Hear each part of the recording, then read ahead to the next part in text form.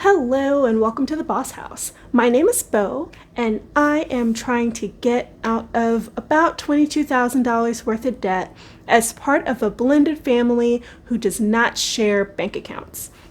If that's something that interests you or you just want some ideas about how to budget by paycheck, if you have an untraditional or non-traditional situation, just, stick around. We have fun here. This video is going to be my wrap up for the first paycheck of January of 2023, clearly. I am not from the future. Anyway, let's get started. So, as I've said before, if you've seen previous videos, I budget based on my worst case scenario for my paycheck. I pay hourly, so I sometimes get overtime, sometimes leave a little early, and 1068 is the worst paycheck I've seen at this job. So that's what I budget by. I'm going to make more than that most checks, but this is just for purely stability. So if I have a short check or something weird happens, that way I am covered and I still I don't have to figure out where to come up with the rest of the money to pay my expenses, if that makes sense. Okay, so my paycheck was actually $1255.95. Part of it was late, which wasn't great, but we do what we do. I got some credit card cash back that I used. That was $7.66. And then I took $11.92 out of my emergency fund. So that was a total of $24.55.61. And then S&A, which is a debt that actually belongs to my boyfriend, but I took over for reasons that I've explained previously. That was $50 as expected. All of these were as expected, right? So Capital One, $125. That's the normal amount that I pay every month. Phone bill, $80 a month that I normally pay. And that's for me and my partner's cell phone. This debt, though, this was supposed to come out on the 18th. It did not. So with these, it did. It shows up based on when they decide to take the money out of my account. So this is probably going to show up in my account in the next couple days. But in any case, I highlighted it to make sure that I leave some money at the end of my budget. So that was a total of $255 spent. I was planning on spending $305. So that left me with $2,261. And then for gas and train, I'm not sure if I paid the train this paycheck. I don't think I did. But that was $209.72 total. Dining out was $3.30, which, it sounds like a ridiculously small amount, but it's just because I count getting a hot dog at Costco as dining out. I don't generally go to restaurants or anything like that. But I budgeted for $20 because sometimes me and my partner will get different things at the little diner thing at Costco. But I only spent $330. Groceries was the $200 that I expected. Mind you, that is not actually how much I spent, but that is how much I allocated. I count anything in cash as already spent. I did not pay the $500 deductible. I'm not going to actually pay that until until my partner's car gets out of the shop, which I didn't know. I didn't know when it was going to get out when I budgeted for this. Apparently it's going to take over a month. So I didn't pay that. But I did pay $11.91.11, which was for tickets. Tickets and a tow, which was, not my favorite, but that's why I took out my emergency fund. So that left me with $586.48, and which carries down to here, right? And then medication set aside the $60 as expected. Home supply $27.66. I didn't actually spend $27.66. What it was I set aside $20 I allocated $20 in cash to Home Supply, and then I used the credit card cash back to buy something in Home Supply. So I still allocated it to this like I spent 20 plus the 766, even though I didn't actually. But this is how I keep myself honest. So like I'm not counting that as like a free item. It's income via cash back that I spent. So $27.66 for that. All the other sinking funds, you know, were as expected. I didn't put anything extra in them, except for the penny challenge. I actually put a total of $36.73 because I put the rest of my change in there, which actually messed up my numbers later, but I do that on purpose because I don't want to count change as income, and I don't want to count it for the category that it came out of, because it just makes me have to keep receipts and like keep track of change, and that's just way too much for me. So I just count that as like found money kind of, but not as income, if that makes sense. Anyway, so then the $1,000 challenge that I'm doing, that got 39, and then that left me with $288.09. And I was expected to be left with $13 at this point. So here is where things really change. So $288.09, I sent $99.54 to my boyfriend's credit card, and that left me with $188.55.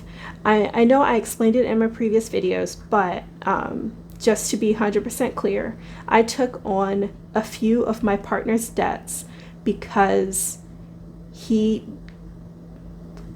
when he got a different job and got different health insurance, his expenses actually went up to a point where he couldn't afford it anymore.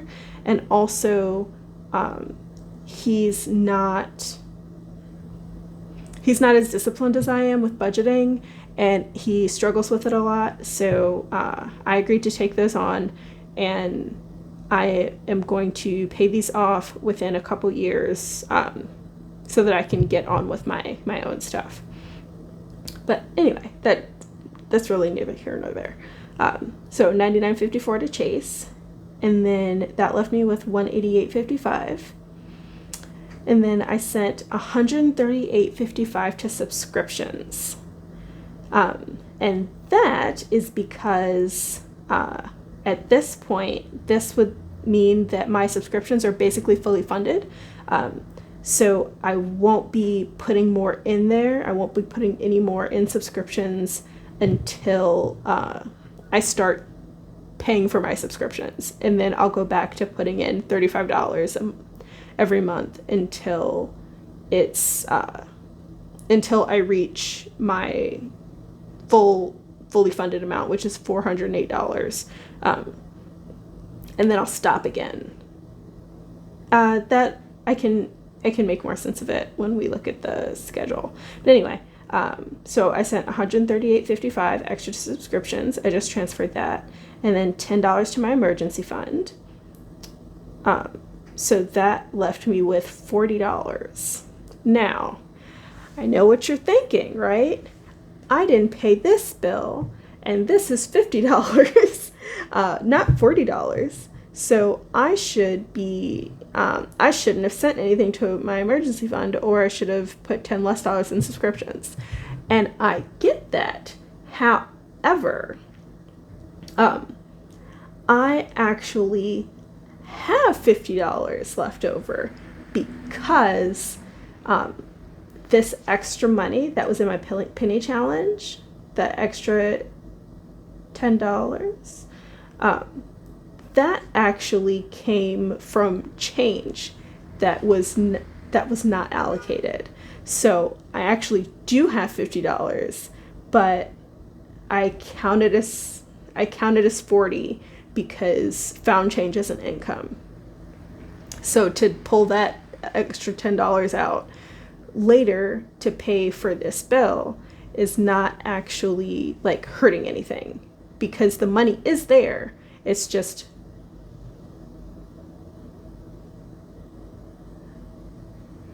normally I don't let that money come back into my budget, because that is how I got a month ahead, was not dealing with change. So the way I did it was I always would round up, and I would round up when it came to allocation, and then I would pretend that change was found, so that I actually ended up with all of that change as creating more savings, if that makes sense. I'll show you. So anyway, this is the overview of the paycheck, right?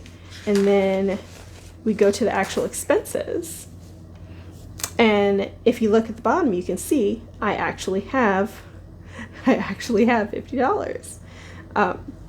It's not 40. It's actually $51.45, because this is where the magic happens, right? I don't start the balance with my actual checking balance. I only work with the income that I have. So